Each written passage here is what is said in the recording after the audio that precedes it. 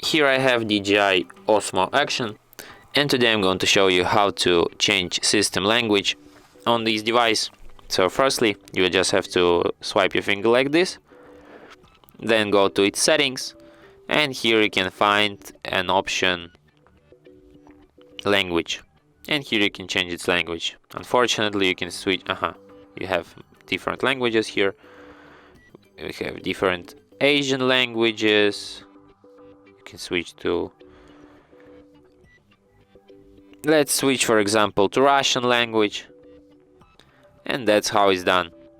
If you want to switch it back to English, just go to the settings and then to the язык, and here you can change it back to English. And that's how it's done. And that's it. Thanks for watching. If you find this tutorial useful, don't forget to hit that like button and subscribe to our channel.